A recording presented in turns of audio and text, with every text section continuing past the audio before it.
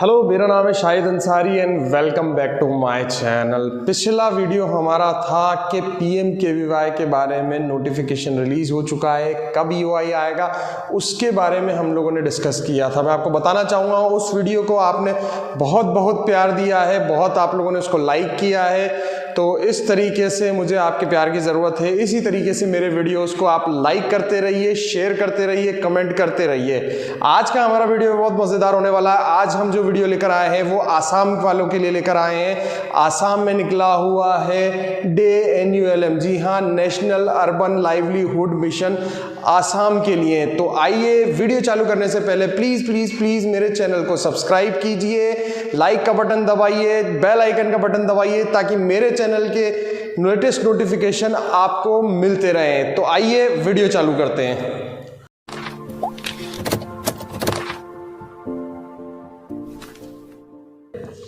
बात करते हैं आसाम में निकला हुआ है DANULM। अगर हम बात करते हैं तो ये जो है RFP निकली है वो अभी कुछ ही टाइम पहले निकली है। प्रोजेक्ट का नाम हम यहाँ पर पढ़ सकते हैं, engagement of training partner for imparting skill training under employment through skill training and placement. इसको हम बोलते हैं ESTNP और it is a component of DANULM। तो ये जो यहाँ पर है ये प्रोजेक्ट का नाम है और जो office of the state mission director है वो DANULM दिसपुर गुवाहाटी में है। ठीक है, तो ये जो है ये ऑफिस का एड्रेस है जहां पर ये मतलब जहां से ये EY निकला है।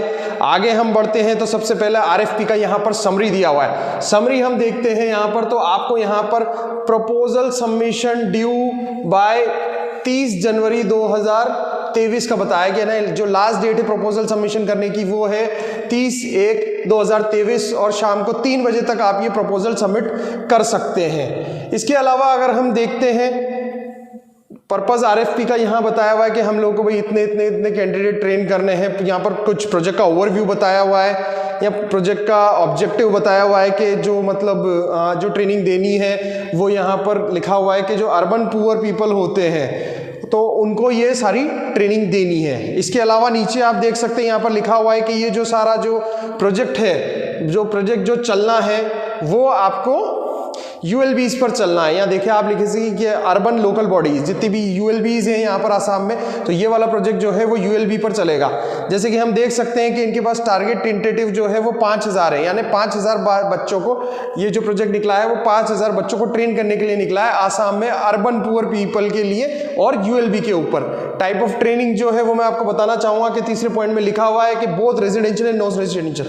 आप इसके लिए अप्लाई कर रहे हैं तो आप रेजिडेंशियल सेंटर भी चला सकते हो, नॉन रेजिडेंशियल भी सेंटर चला सकते हैं। इसकी जो भी रेट्स होती हैं वो मैं आपको आगे बताऊंगा इसी वीडियो में। तो जो रेजिडेंशियल सेंटर्स होते हैं उनकी अलग रेट होती है और जो नॉन रेजिडेंशियल सेंटर्स होते हैं उनकी अलग रेट्स होती हैं। यहाँ लिखा हुआ है स्कोप ऑफ वर्क, जैसे कि हम पहले से डिस्कस कर चुके हैं कि यहाँ पर जो है वो 5000 बच्चों का एलिजिबल टारगेट है, लेकिन यहाँ पर सिर्फ 30 कैंडिडेट्स ही हमें मिलेंगे एक स्मार्ट सेंटर पर। अगर हम बात करें 30, अगर आपके पास एक स्मार्ट सेंटर है तो उस पर मैक्सिमम 30 कैंडिडेट ही अलॉट होंगे। ज़्यादा सेंटर है, 2 सेंटर है, 3 सेंटर है स्मार्ट एग्रीडेटेड, तो उसके हिसाब से आप 30 के जो है वो अलॉट होते जाएंगे। अगर फिलहाल आपके पास एक ट्रेनिंग सेंटर है तो आपको 30 candidates will be allocated against each smart candidate. ये मैक्सिमम नंबर है कि आपको 30 कैंडिडेट्स अलॉट होंगे। इसके आगे चलते हैं कि जो जॉब रोल्स रहेंगी वो जॉब रोल्स कौन कौन सी रहेंगी उनके बारे में हम डिस्कस कर लेते हैं। ये सामने आपकी स्क्रीन पर है जॉब रोल्स जो आपको इस प्रोजेक्ट में चलाने के लिए मिलेंगी। बात करते हैं customer care executive, domestic non voice, domestic data entry worker, fabric checker, hand embroider, self employed tailor, seeing machine operator, light motor vehicle driver. तो ये आप जैसे ही UI खोलेंगे ये सारे कोर्सेज निकल जाएंगे। यहाँ इनका QP कोड लिखा हुआ है और यहाँ इनकी कोर्स कैटेगरी लिखी हुई है। आप इसको देख सकते हैं, कोर्स कैटेगरी यहाँ पर जो लिखी हुई है यहाँ सेकंड है और यहाँ फर्स्ट है। ये मैं आपको पहले भी अगर रेट्स का मालूम है तो रेट्स वाला वीडियो आप मेरा देख सकते हैं कि यहाँ पर कोर्स कैटेगरी सेकंड की क्या रेट होती है और कोर्स कैटेगरी 1 की क्या रेट होती है। इसके आगे हम अगर इधर चलते हैं तो इधर आप देख सकते हैं इनका ड्यूरेशन कितना है। सपोज करते हैं इस कोर्स का देखते हैं तो ये 400 ड्यूरेशन है, इसका 375 ड्यूरेशन है, इसका 320 ड्यूरेशन है। तो यहाँ पर आपको सब यहाँ पर ड्यूरेशन देखने को मिलते हैं पर्टिकुलर कोर्सेज के। तो आप यहाँ देख सकते हैं कि कौन सा कोर्स आपको सिलेक्ट करना है। कोर्स सिलेक्शन का मैंने एक अलग वीडियो बनाया हुआ है कि किस तरीके से कोर्स सिलेक्ट करना है। जब कोई भी RFP बनती है आप वो जाकर देखिए, कोर्स वही सिलेक्ट करते हैं जहां पर हम लोग, अगर आप इनिशियल पर अगर आप मतलब ये RFP भर रहे हैं तो कोर्स वैसा सिलेक्शन करना चाहिए कि कम से कम एक्सपेंसेस हो, यानी आपके लैब एक्सपेंसेस कम से कम हो। ठीक है, तो उसके अकॉर्डिंग आपको मेरा वीडियो वो वाला देखना चाहिए यहाँ पर कुछ और भी कोर्सेज हैं जो लिखे हुए हैं। ये भी सारे के सारे जो कोर्स कैटेगरी है इसमें 1, 2 और ये सारी चीज़ें हैं, आप देख सकते हैं। ये सारे के सारे कोर्सेज भी आप इसमें चला सकते हैं। आगे हम बढ़ते हैं, क्या फाइनेंशियल्स हैं जो हमें आरएफपी सबमिट करने के टाइम पर हम लोगों को सबमिट करने हैं। तो हम देखते हैं, सबसे पहले हमें यहाँ पर आ रहा है अर्नेस्ट मनी डिपॉजिट। ये अर्नेस्ट मनी डिपॉजिट आप देख सकते हैं in the form of bank guarantee और फिक्स डिपॉजिट। या तो आप इस अमाउंट जो अमाउंट है वो 1 लाख रुपए है, तो आपको 1 लाख रुपए का या तो बैंक गारंटी देना है या फिर एफडी देना है। तो ये अर्नेस्ट मनी डिपॉजिट है और ये बाद में अर्नेस्ट मनी जो अमाउंट होता है वो रिफंड हो जाता है और सभी केसेस में रिफंड हो जाता है। उसके बाद हम देखते हैं कि अगर आपको मतलब अगर प्रोजेक्ट मिल जाता है, ये अगर डेली में मिल जाता है, तो हम लोगों को यहाँ पर लिखा हुआ है कि 5% जो है जो बैंक गारंटी का है वो हमें बैंक गारंटी सबमिट करानी होती है 5% प्रोजेक्ट कॉस्ट का हर एक ट्रेनिंग सेंटर के अगेंस्ट में, ठीक है। और इसका कुछ एक मतलब आरएफपी के साथ डिक्लेरेशन भी देना है। तो इस तरीके के कुछ फाइनेंशियल्स हैं जहां पर लिखा हुआ है कि 1 लाख रुपए आपको as a earnest money deposit जो है वो सबमिट कराना है। आगे हम लोग चलते हैं, आगे अगर और ईएफपी को बढ़ते हैं तो यहाँ पर जो है कि कॉन्टैक्ट इन्फॉर्मेशन दिया हुआ है, आप देख सकते हैं ये कॉन्टैक्ट इन्फॉर्मेशन है। और यहाँ पर जो लैंडलाइन नंबर दिया हुआ है, यहाँ पर जो है वो वेबसाइट दी हुई है पूरी की पूरी। और यहाँ पर लिखा हुआ है कि फिजिकल सबमिशन करना है आपको, यानी जो आरएफपी का आपको प्रपोजल करना है वो ऑनलाइन नहीं है, वो एक फिजिकल है, यानी आपको वहाँ पर या तो डिस्पैच करना है, स्पीड पोस्ट करना है या फिर खुद जाकर वहाँ पर लगाना है। अर्नेस्ट मनी का डिपॉजिट का 1 लाख रुपए का हम पहले भी डिस्कस कर चुके हैं। अगर बैंक गारंटी आपको बनाना है या फिर एफडी का अगर आपको नाम जानना है तो वो इस जगह लिखा हुआ है in favour of Assam state urban livelihood mission, ये पूरा नाम है। यहाँ तक ये पूरा नाम आ रहा है, आप भी देख सकते हैं इसको। मैं स्क्रीन से एक बार हट जाता हूँ। नाम है पूरा Assam state urban livelihood mission society. तो इस नाम से जो है ये आपको बैंक गारंटी या फिर फिक्स डिपॉजिट का वो बनवाना है और सबमिट करना है। आगे हम चलते हैं, इस आरएफपी में आप देखिए कुछ प्री बिड मीटिंग है। आई थिंक वो प्री बिड मीटिंग जो है वो ऑलरेडी हो चुकी है। और यहाँ पर हम देखते हैं फॉर्मेट है कुछ प्री बिड मीटिंग का सबमिशन करने का, लेकिन आई थिंक जो है प्री बिड मीटिंग 13 जनवरी तक हो चुकी है, तो इस पार्ट को हम लोग नहीं करते हैं। आगे कुछ यहाँ पर इंपॉर्टेंट डेट्स दी हुई हैं, इंपॉर्टेंट डेट्स के भी कुछ माइलस्टोन निकल सकते हैं। जैसे 8 जनवरी को ये आरएफपी आया है, 13 जनवरी को प्री बिड जो है वो खत्म हो चुका है। बहरहाल हम इसमें देखते हैं कि बस जो आपको प्रपोजल सबमिट करने की जो लास्ट डेट है वो 30 जनवरी तक इसकी लास्ट डेट है और आप इसको सबमिट कर सकते हैं। आगे हम बढ़ते हैं इस आरएफपी में, तो कुछ आपको एलिजिबिलिटी क्राइटेरियाज यहाँ पर दिए हुए हैं। एलिजिबिलिटी क्राइटेरिया हमारे पास क्या क्या है, बात करते हैं कि एलिजिबल ऑर्गेनाइजेशंस इसमें कौन कौन सी हैं। तो आप देख सकते हैं proprietor firm registered under Assam shops and established act under, यानी कोई भी प्रोप्राइटरशिप फर्म जो है वो अगर रजिस्टर्ड है Assam shop and establishment act 1971 में तो वो इसके लिए एलिजिबल है। कोई भी अगर सोसाइटी रजिस्ट्रेशन सर्टिफिकेट है या ट्रस्ट रजिस्ट्रेशन सर्टिफिकेट्स है तो भी वो एलिजिबल है। Cooperative society registered certified and rules and regulations, तो ये भी कोऑपरेटिव सोसाइटी भी इसमें एलिजिबल है। Partnership firm registered partnership deed, तो ये भी इसमें एलिजिबल है।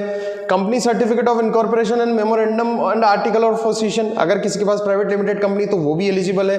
कोई सी भी अगर जो मतलब लीगल एंटिटी है with its registered in corporate office in the state of Assam तो वो भी रजिस्टर्ड है इसमें और एलिजिबल हैं। तो ये सारी चीज़ें हैं जो एलिजिबल हैं और आप अगर इनमें से कहीं लाई करते हैं तो आप इस प्रोजेक्ट को अप्लाई कर सकते हैं। आगे हम बढ़ते हैं, इसमें कुछ इन्होंने प्रोजेक्ट का ओवरव्यू दिया हुआ है। यहाँ पर बताया हुआ है कि दीनदयाल जो DNULM का फुल फॉर्म होता है Deendayal Antyodaya national urban livelihood mission है। ये एक पुअर मतलब पुअर जो अर्बन पुअर पीपल होते हैं उनको ट्रेन करने के लिए लिया गया है और इतने बच्चों का हम ट्रेन करने का एस्पिरेशन करते हैं। तो ये सारी चीज़ें इसमें लिखी हुई हैं। कुछ प्रोजेक्ट ऑब्जेक्टिव्स हैं वो आपको पढ़ लेना चाहिए, लेकिन proposal filing point of view से ये नहीं है। प्रोजेक्ट फाइल करने के बाद भी आप इन चीज़ों को पढ़ सकते हैं। आगे हम चलते हैं, कुछ इंपॉर्टेंट चीज़ें हैं वो एक बार देख लेते हैं और वो जो हमें देखना चाहिए कि प्रोजेक्ट हम किस तरीके से अप्लाई करेंगे और किस तरीके से हम हमारे आप को सेल्फ एनालिसिस कर सकते हैं या फिर इवेल्युएट कर सकते हैं। तो उसके लिए यहाँ पर आपको पेज नंबर 10 पर आपको मिलेगा ये वाला बॉक्स। पेज नंबर 10 पर आपको ये वाला बॉक्स मिल रहा है। बॉक्स में सारी जानकारी है। इस बॉक्स को आप as a self analysis tool के रूप में देख सकते हैं। आप सेल्फ एनालाइज कर सकते हैं कि आपका खुद का इसमें सिलेक्शन होगा या नहीं होगा। सेल्फ एनालिसिस करने के लिए देखिए यहाँ पर मार्क्स दिए हुए हैं और एंड में पूरा 100 मार्क्स का इन्होंने ये टोटल गैप बनाया हुआ है। अगर आपके 100 में से 100 आ जाते हैं या आसपास भी आ जाते हैं, इट मीन्स कि आपको प्रपोजल फाइल करना चाहिए। जैसे 10 मार्क्स है, अगर आपकी जैसे 10 मार्क्स है इसमें पूरा का पूरा, अगर आप जो भी सर्टिफिकेट ऑफ इनकॉर्पोरेशन या रजिस्ट्रेशन सर्टिफिकेट लगाते हैं 10 मार्क्स का है, अगर 3 साल से कम है तो आपको 5 मार्क्स मिलेंगे, अबो 3 ईयर से तो 10 मार्क्स मिलेंगे। इसी तरीके से टर्नओवर का हम देख लेते हैं, 50 लाख से कम है तो 5 मार्क्स मिलेंगे, 50 लाख से ज़्यादा है तो 10 मार्क्स मिलेंगे। इसी तरीके से आप ये जो एक सेल्फ एनालिसिस टूल है, अगर आप अपनी ऑर्गेनाइजेशन को इसमें लगकर चेक कर लेते हैं तो आपको पता लग जाएगा कि आपको जो है प्रोजेक्ट फाइल करना चाहिए या नहीं फाइल करना चाहिए। तो इस तरीके की चीज़ें इसमें दी हुई हैं। मैंने आपको वीडियो की स्टार्टिंग में बताया था कि मैं आपको एंड में रेट्स बताऊंगा कि पर कोस्ट कैटेगरी की क्या रेट्स है। वैसे मैंने इसके लिए एक अलग से वीडियो बनाया हुआ है कि कोस्ट कैटेगरी की क्या रेट्स होती है, फिर भी हम इसमें डिस्कस कर लेते हैं। देखिए जो 1/1/2021 से जो ट्रेनिंग की जो रेट्स चल रही हैं वो कैटेगरी 1 की, यानी कोस्ट कैटेगरी 1 की 49 रुपीज़ पर आ रहे हैं। कोस्ट कैटेगरी 2 की जो है रेट्स वो 42 रुपीज़ आ रहे हैं, और कोस्ट कैटेगरी 3 की जो है वो 35.10 आवर्स है। तो ये तीनों कोस्ट कैटेगरी हैं, आपको कुछ भी नहीं करना। अगर आप मान लेते 49 है, 49 के आप कोस्ट कैटेगरी का कोर्स सिलेक्ट करते हैं और मान लेते हैं अगर आप इंटू 400 की कोई भी करते हैं तो इक्वल टू आप निकाल सकते हैं कि आपको पर कैंडिडेट जो है वो कितना अमाउंट बन रहा है। आपको कुछ नहीं करना है, कोस्ट कैटेगरी इंटू ड्यूरेशन, ठीक है, आपको पर कैंडिडेट की कॉस्ट आ जाएगी कि आपको गवर्नमेंट से कितना मिलेगा। तो ये चीज़ें हैं जहां आपको कोस्ट कैटेगरी बताती हैं। जो भी आवरली रेट्स आपको ऊपर दी हुई है वो ये चीज़ें उसमें सारी इंक्लूड है, यानी गवर्नमेंट आपको इन चीज़ों का पैसा दे रही है। मोबिलाइजेशन ऑफ कैंडिडेट्स का पैसा दे रही है कि आप मोबिलाइज करो, post placement, curriculum, placement experience, training trainer, equipment, teaching add, raw material, salary of trainer, तो ये सारी इंक्लूड मिला के वो आपको जो गवर्नमेंट जो है वो पे कर रही है, ठीक है। जो भी हमने अभी उधर डिस्कस किए रेट्स।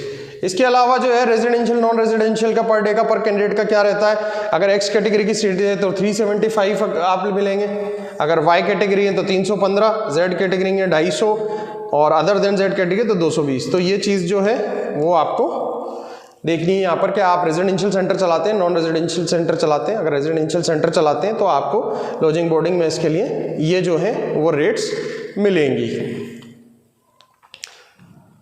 आगे बढ़ते हैं, कुछ इंपॉर्टेंट इसमें हैं वो एक बार देख लेते हैं कि कुछ पैरामीटर्स हैं कि अगर आपका इसमें सिलेक्शन हो जाता है और आपको प्रोजेक्ट मिल जाता है तो किस तरीके से पेमेंट रिलीज होगा, वो एक बार देख लेते हैं। फर्स्ट इंस्टॉलमेंट जो है वो किस तरीके से यहाँ पर रिलीज होगी उसको हम एक बार देख लेते हैं। पहले फर्स्ट इंस्टॉलमेंट का लिखा हुआ है, यानी आपको फर्स्ट इंस्टॉलमेंट जो है वो 30% यहाँ पर रिलीज होने वाली है। 30% कब होगी, जैसे ही आप बैच स्टार्ट कर लेते हैं और कैंडिडेट्स जो हैं वो वैलिडेट हो जाते हैं तो आपको जो भी टोटल प्रोजेक्ट कोस्ट का 30% होगा वो मिल जाता है। उसके बाद हम देखते हैं कि सेकंड इंस्टॉलमेंट जो कि 50% है वो कब मिलती है, वो देख लेते हैं। On successful certification of the training, जब आप कैंडिडेट्स का सक्सेसफुल सर्टिफिकेशन करवा देते हैं तो सेकंड इंस्टॉलमेंट जो कि 50% है वो भी आपको इसमें मिल जाती है।